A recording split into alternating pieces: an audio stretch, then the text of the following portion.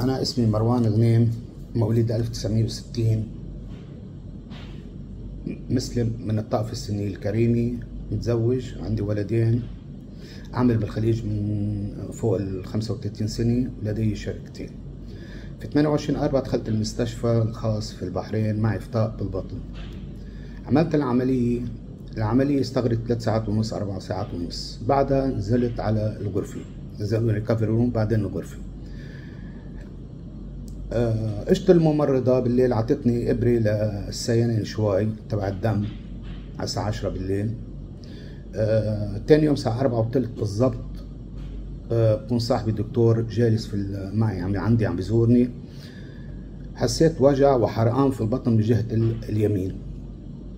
هذا الحرقان في البطن نزلوني immediately على الأشعة وعملوا لي سيتي سكان. بين معي نزيف داخلي حاد.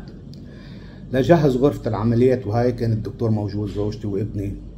كنت خوفان فعلا، فطلعت بالدكتور قلت له والله يمكن هي آخر مرة رح أشوفك. طلعت بابني خالد قلت له انتبه على والدتك على عمك. طلعت بزوجتي قلت لها حشتاق لك. دخلت العمليات، وخلال العمليات سمعت الدكاترة عم يحكوا مع بعضهم هوشي صار معي شغله اسمها awareness anesthesia. هي الاويرنس انستيزيا الوعي اثناء التخدير، فيكم تقروا عنها.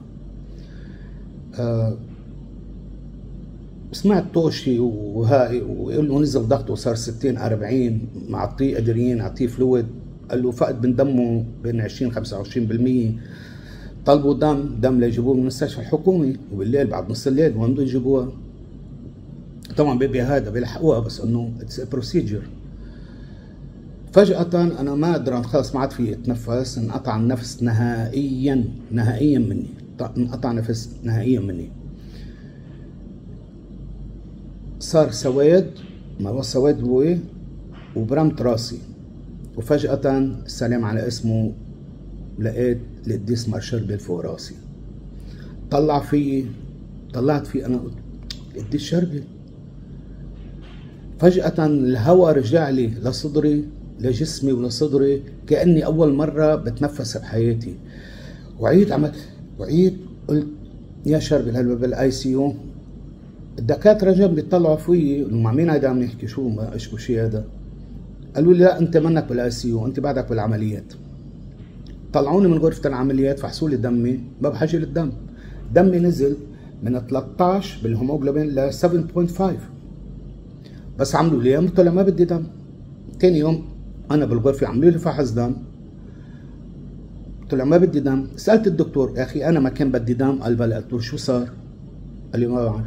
قلت له ما تنزل هالقد كذا. اذا صاحب الدكتور الثاني قلت له يا اخي انت قلت بدي دم هيك، قال لي انا قريت بالملف. طبعا قال لي قريته، كان بدك دم بس ما عاد بدك دم. قال لي جا الدكتور قال لي قوم امشي. مشيت. قال لي حسس بشيء؟ قلت له لا ما حسس بوجع. قلت له دكتور انا اول عمليه كنت موجوع كثير. قال لي مزبوط. قلت له هلا انا ما حسس بوجع، شو صاير؟ قال لي بتعرف كيف غرزي وقطبي وكذا. قلت عادي يعني هذا بده يحكوها طبيا. حكيت له وهذا اللي صار معي. السلام على اسمه. كنت على طول كل ما انزل على لبنان اطلع زوره. انا بنزل كثير على لبنان، كنت يعني عائلتي كانت ساكنه تحت. انزل تاني يوم السلام على اسمه زوره وطلع المزار. اجا المره زارني وبشكر الله، وانا بآمن بجميع القديسين. القديس مارشال على السلام على اسمه، مش لطائفه معينه، لجميع الطوائف، ان كان مسلم ان كان مسيحي درزي، لكل الطوائف.